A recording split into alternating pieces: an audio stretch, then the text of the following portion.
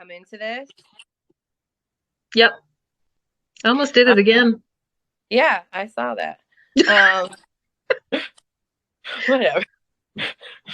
Anyways, here we go again. So this is Twyla and Sue with Get Sold, and I forgot to hit the record button again. So we just have this like amazing conversations that for some reason I keep just missing. So we're just gonna keep chatting here. Whatever's supposed to come out will come out. So this Twyla Dragonborn with Sue of Get Sold, and here we go. Cool. Um, yeah, I think we have a lot to learn. A lot, all of us.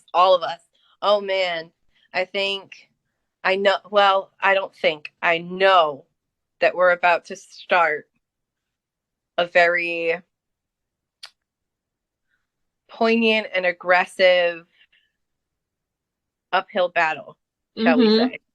Yep, and that's essentially what Soul 2K said as well. What we were talking about was the 2012 shifts that we all experienced as a collective humanity, and kind of like recently the opening up of shadows in 2019, 20, 21, and then sort of the breaking down of systems, which I believe is happening now, and where we all are in this kind of game of humanity. Who's waking up now? Who's the forerunners, and eventually rebuilding where we're going. But yeah, keep going. Yeah, I agree with that. We're definitely in the breakdown right now, which is why there's so much negativity and like this is the time where you're going to see lots of war, lots of hate, lots of anger, lots of um unjust punishment, rising of the masses. You know, people always see humans in different races, colors, and types, right? But we Yep. all have to remember we are humankind. There is Hmm. no race, there is no color, there is no status. We are all one essential group of beings. Hmm. And trying to keep us denominated the way that we are currently denominated is what breaks down our ability to rise higher. It, Yes. it inhibits the ability for us to grow. It inhibits our ability to use our gifts Hmm. and So I want to become the recap. conscious. Yes, I want to recap. Oh man, I'm such a mess right now.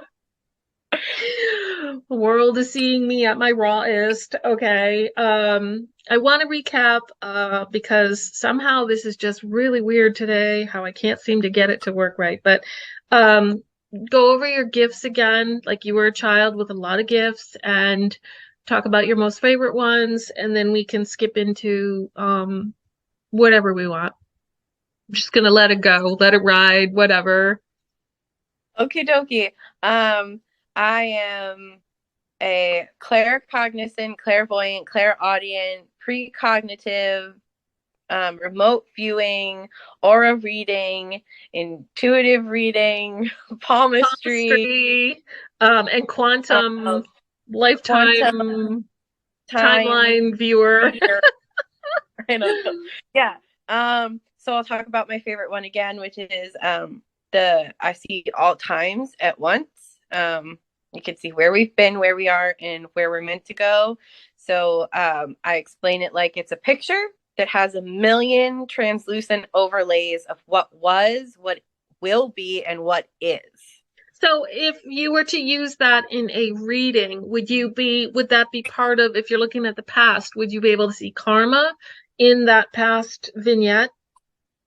Yeah. So in reading, so let's say I don't want to talk about anyone in specific, but I'll give an example.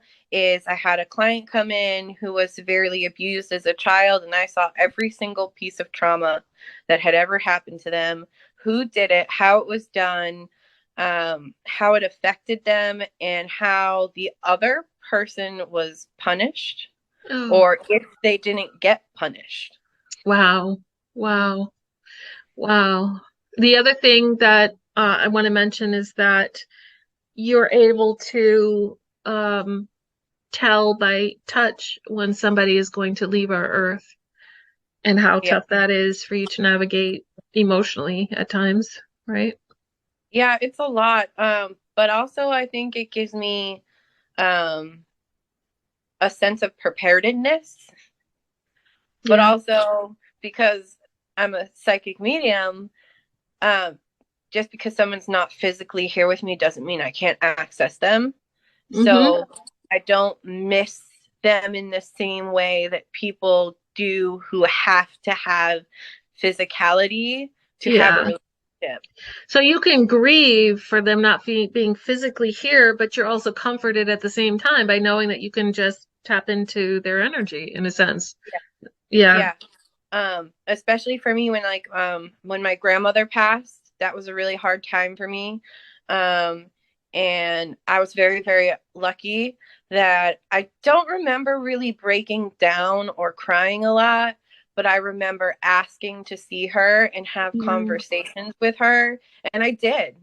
yeah.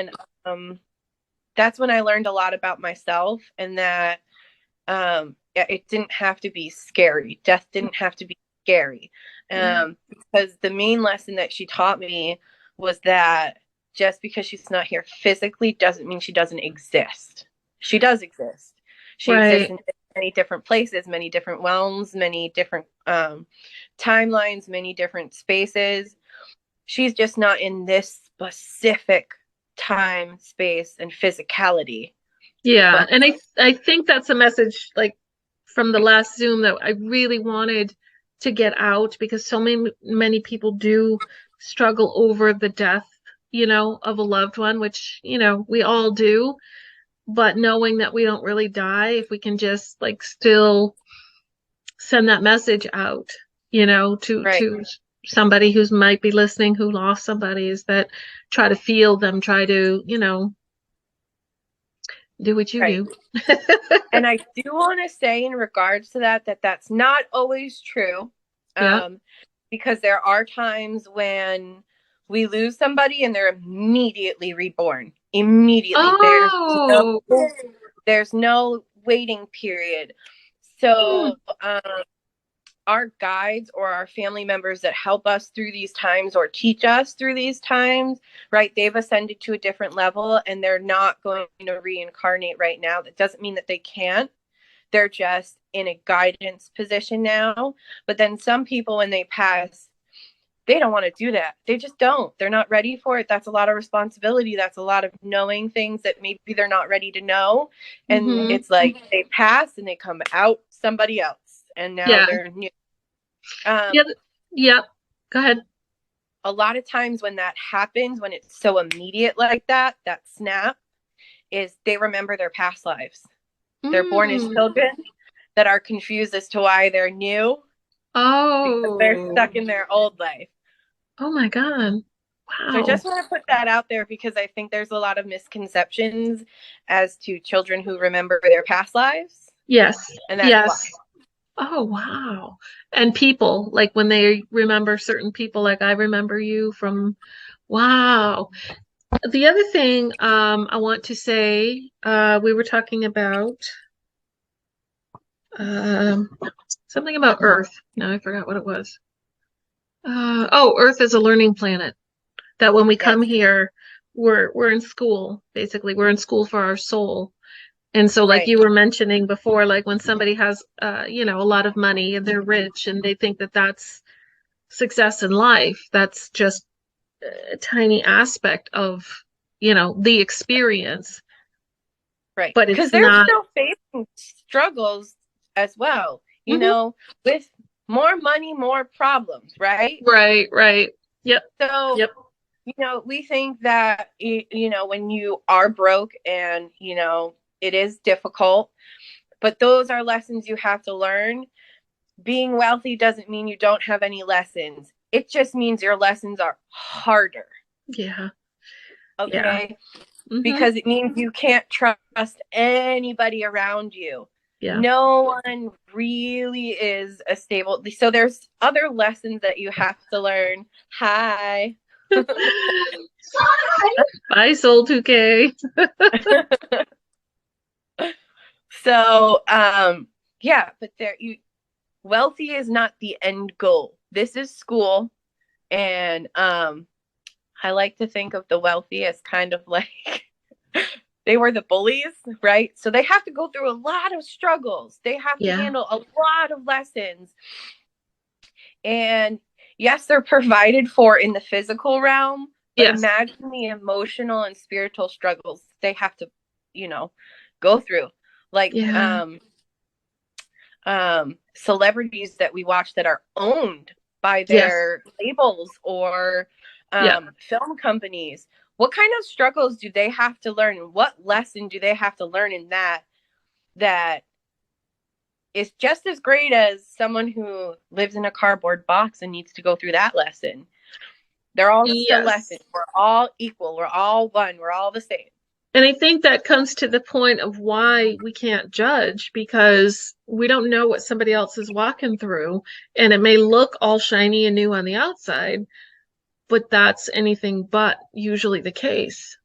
It's Right. packaging, right? Yeah. Yeah, exactly. Hmm. If you're on Earth, you're here for lessons. You're here for karmic debts that need to be paid. You're here to integrate lost or broken aspects of your soul. You're here to ascend to a higher vibration or help people. But we're all in class and we're all getting hit just as hard. Yeah, yeah, because I always equate it to even for the spiritual leaders or teachers or healers, it's like you can still be a healer but be in first grade. You'll just have a way that you do it differently than somebody who's a college graduate, for example, or somebody who's an ascended master who's way beyond that. But I know I learned a lesson like a while back where I ran into somebody.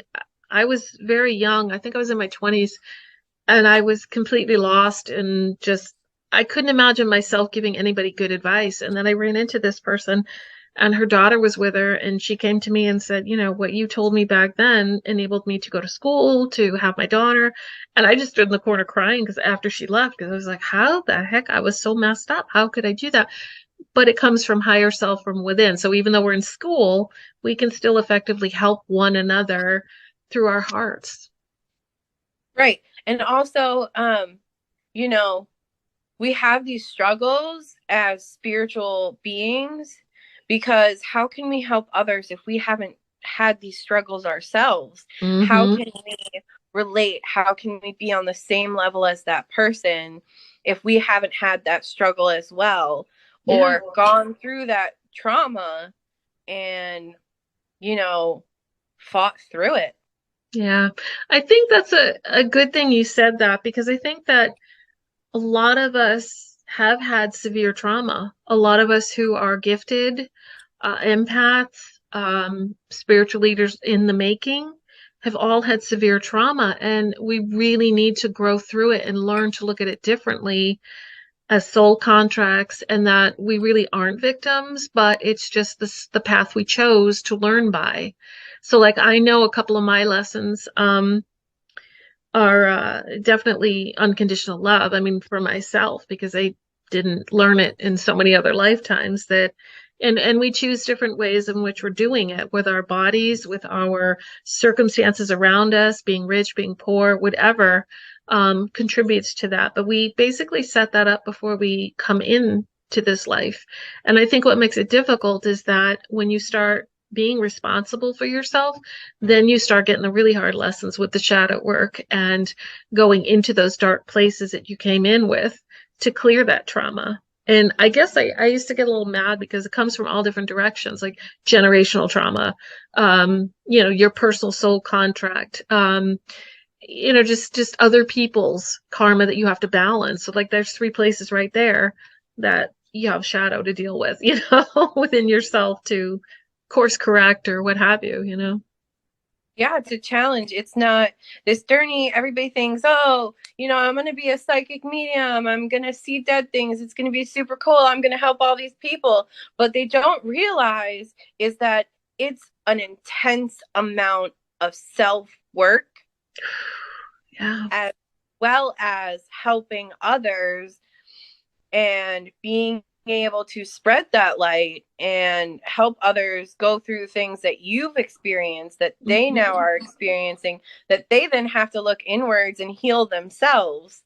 Yeah. And it's like a chain reaction, or like for me it was explained as like if a water droplet hit the water and it was a ripple out effect, right? Yes. I'm Yes. awake, so the people that are around me are going to wake up and they're going to start to heal that, and the people around them are going to start to heal that.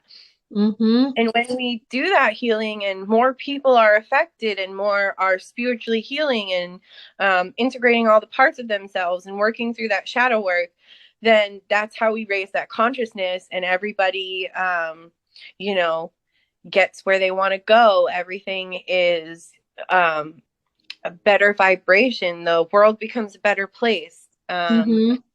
And I think that's important. So I think the two big takeaways really are in doing shadow work, you have to feel it. So the shadow work in itself is seeing all the things about yourself that you need to lovingly change because you learned it, you adopted it, and now you need to grow through it to be that unconditional creator source light. Um, that's one. And the second being, oh man, I'm really losing my train of thought here. Um, Working through emotion. Because I know me, I used to suffer, and I thought that suffering was the way I had to be. I thought suffer meant that I was serving creator source, and I didn't know how to get myself out of it. And I didn't realize that you can just feel it and let it go, feel it and let it go, feel it and let it go. I was like, when does this ever end? But for me, it was like 100% suffering all of the time. It was like somebody had to knock me in the head and go, no, that's not how it works. So and that was, within my 50s, for God's sakes, Yeah, I think a lot of people don't realize that you don't have to hold on to those things. And that you can, like you said, ride the wave and just let it go. And when you let it go and have put the time and work in, you feel better in a way that is not describable by words. Yep, absolutely, absolutely. So what would you, in your giftedness, what's your intuitive gift message for everyone at this point? What would you say as a little nugget of inspiration to everyone? Um, oh man, I have so many. Okay. Okay. Um, so the first thing that I really want to put out there is um, to not put out negativity. When you get mad, like it's okay to be mad, but don't take it Yeah. out on people around you. Yeah. Um, the next thing I want to say is it's okay to be different. I think that's Mm. really important. A lot of people are told they're imagining things or lying, or um, they don't know what they're talking about. But the whole gateway to being able to read that energy starts with the imagination. It really does. And Hmm. that's really important. And also, I want to say um, that it's going to be a lot of loss. There's going to be a lot of loss, but we have to make room for these new, already awakened beings that will come in. They're going to teach everybody in a way we can't possibly imagine. Yeah.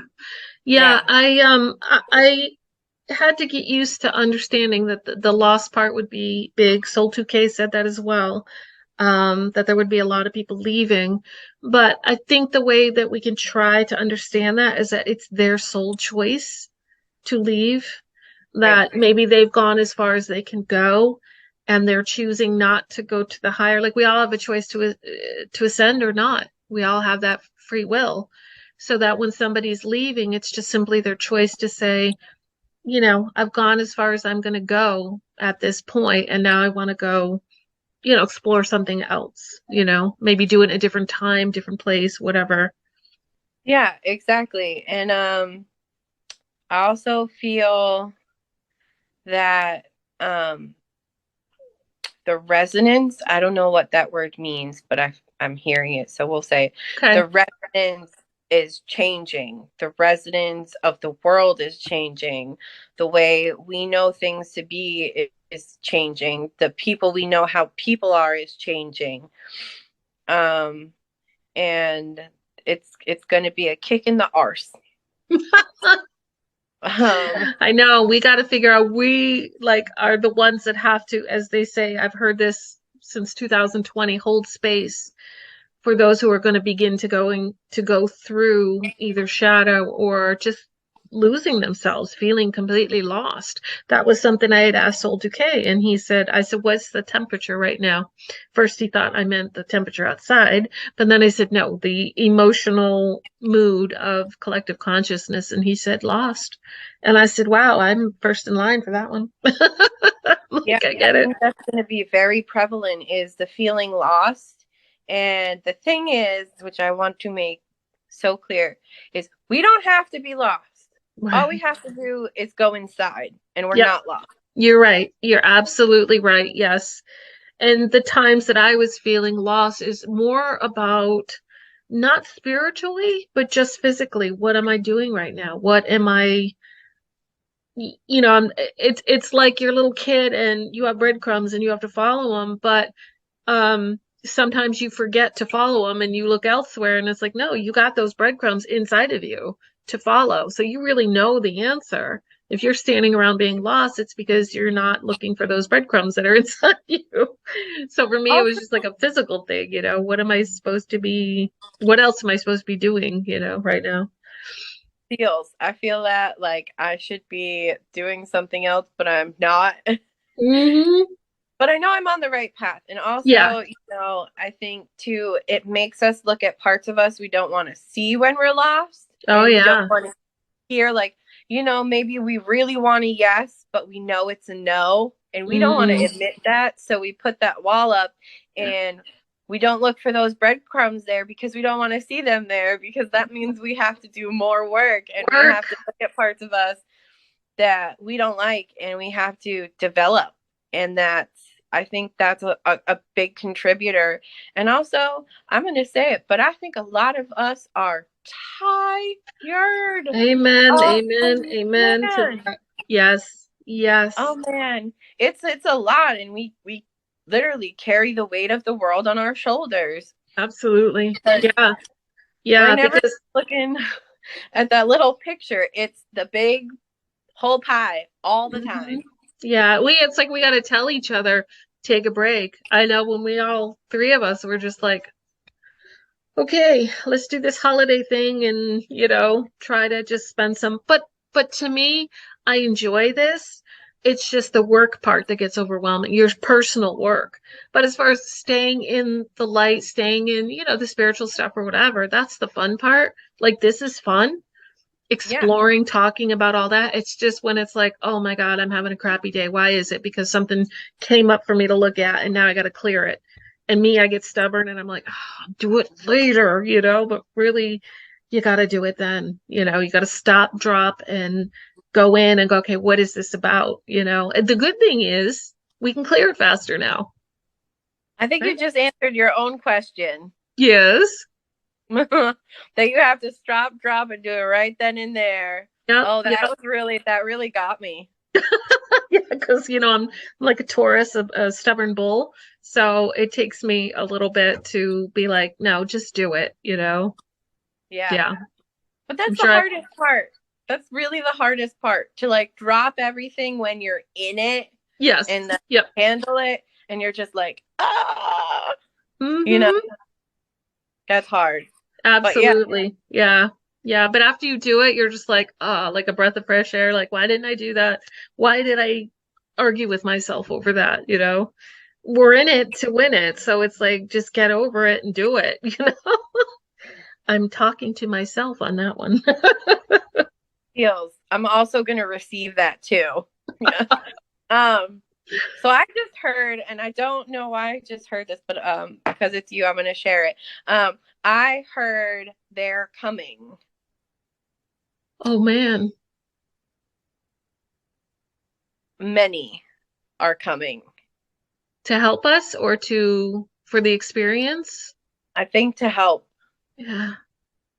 So I think it's gonna get really rough before it gets better. Oh yeah, it's gonna Yeah. be like the beginning of it's gonna be a real, and then it'll plateau, and then we're gonna have to, but in the rewards will come in 2024. That's encouraging. It really is because I know the big picture, it doesn't look like I'll be an old woman before I really get to see the benefits of like free energy or, all the good things that will come from us redesigning our world and not being enslaved to those who wanted to make us small. But 2024, that would be good. That'd be good to have you know, some Yeah, support we're and waiting for the uprising. mhm. Yeah, because I mean we're struggling with the everyday real stuff too, like the finances, the everyday world of having the faith in doing this kind of stuff, but then there's breaks in Right? consistency. You just have to almost like wing it, put your wings on and just go, well, now you got to fly, whatever that means for each person. Just gotta trust. Trusting is hard. It so Trusting is the is. hardest thing I've ever had to do, and I will continue to be I and difficult. I so agree with you because I know that when you come from just because you heal yourself from abuse, there's still little lingering things that you have to keep going back to clear out. And trust is one of them for me, for sure. Because everybody in my world when I was young didn't tell me the truth, didn't tell me things that were helpful to me. And so even though I've cleared so many of those things out, there's still like that little, you know, thing of you still have to trust. You still have to trust. So I'm still working on that one.